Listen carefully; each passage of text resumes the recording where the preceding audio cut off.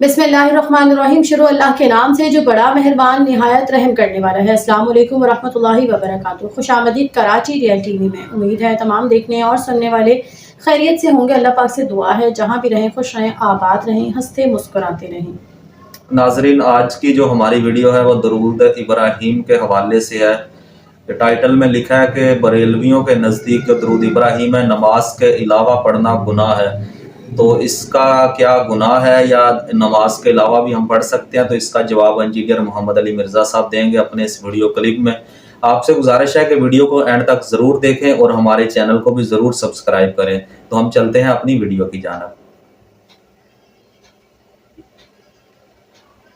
बाज़ बरेलवी उलमा का मौक़िफ़ है कि दरूद इब्राहीमी सिर्फ़ और सिर्फ नमाज के साथ ख़ास है, क्योंकि नमाज में ऑलरेडी सलाम के अल्फाज भी मौजूद हैं। नमाज के अलावा दरूद इब्राहीमी पढ़ना जायज़ नहीं, बल्कि तफसीर नईमी में तो इसे गुनाह तक लिख दिया गया। नाउज़ुबिल्लाह। क्या सलाम के बगैर दुरूशी पढ़ना हराम है? पहले तो इसका मैं जवाब मेरा फकी वाला दे देता हूँ कि ये जो कह रहे हैं ना नमाज के अंदर आप दरूद इब्राहीमी पढ़ सकते हैं, तो मेरे भाई नमाज के अंदर भी आपको जरूरत कोई नहीं पढ़ने की, क्योंकि सलाम के साथ दरूद मौजूद है। अस्सलामु अलैका अय्युहन नबिय्यु व रहमतुल्लाहि व बरकातुहू। रहमतुल्लाह और व बरकातुहू में दरूद शामिल नहीं है क्या? तो फिर दरूद इब्राहीमी बाद में क्यों पढ़ते हैं? ये फकी वाला एंटी वैनम इल्जामी जवाब है। अगर ये कहते हैं नमाज में सलाम आया दरूद पढ़ने इसलिए दरूद इब्राहीमी हम पढ़ते हैं, वो तो दरूद भी आया फिर दरूद इब्राहीमी क्यों पढ़ रहे हैं आप?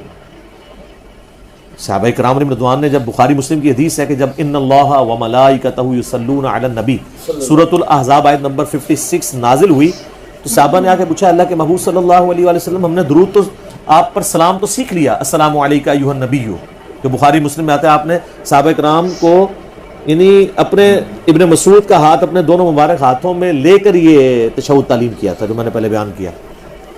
सलाम तो हमने सीख लिया, आप दुरूद सिखाएं जो हम आप पर और आपके अहले बैत पर पढ़े। फिर आपने दरूद इब्राहीमी सिखाया जो हम नमाज में पढ़ते हैं। तो अब ये कहेंगे नमाज में आप पढ़ सकते हैं, नमाज के अलावा ये इम्परफेक्ट है, तो ये डॉक्ट्राइन इस बुनियाद पे इन्होंने खड़ी की है।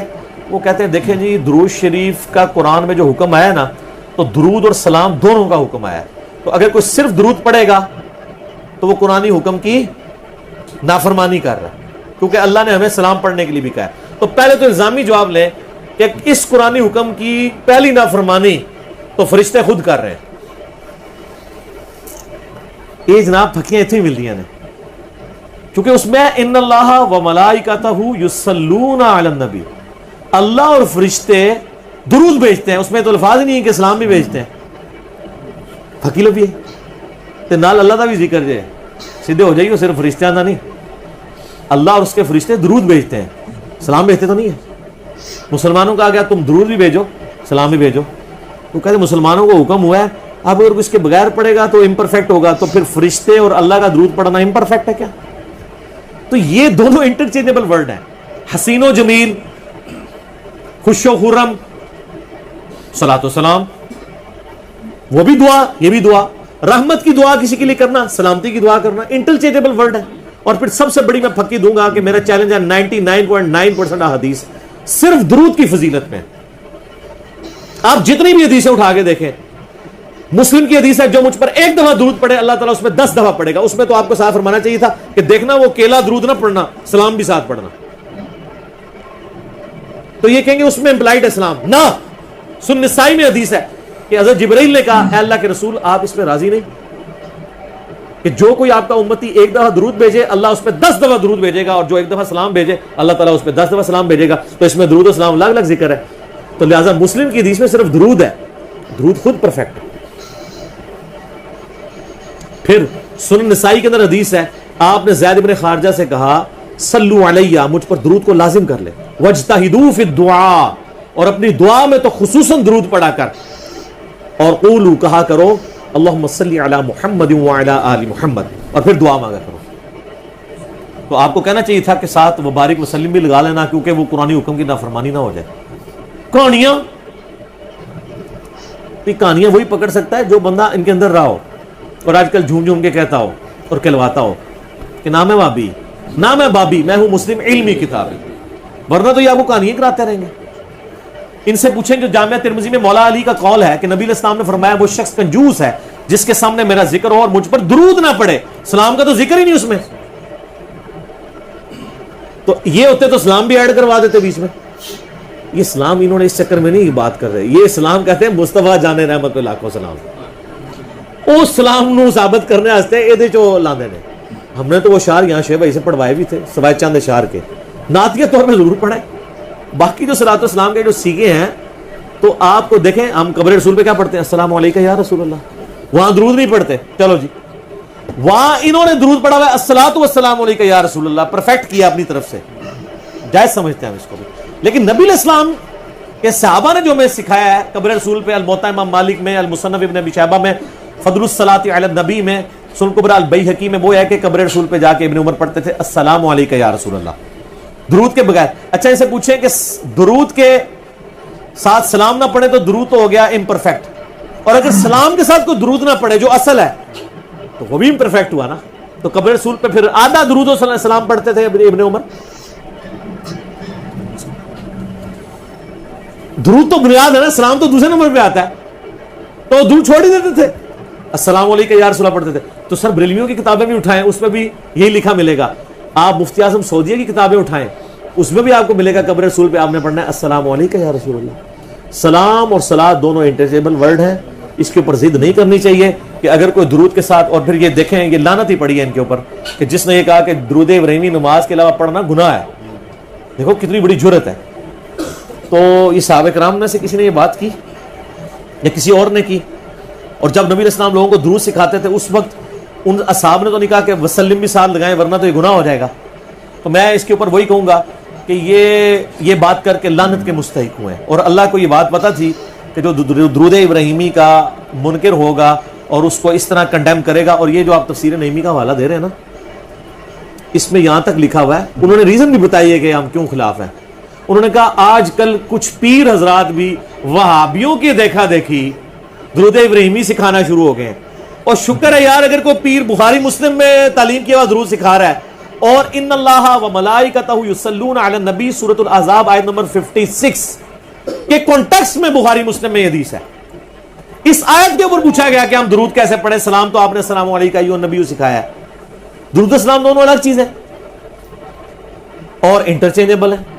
درود الگ سے پرفیکٹ ہے, سلام الگ سے پرفیکٹ ہے. کوئی درود پڑھ لے تب بھی ٹھیک, سلام پڑھ لے. ہم نبی صلی اللہ علیہ وآلہ وسلم کے لیے کہتے نہیں ہیں نبی علیہ السلام. یہ بریلوی جب حضرت آدم کو کہتے ہیں تو علیہ الصلاۃ والسلام کہتے ہیں یا آدم علیہ السلام کہتے ہیں؟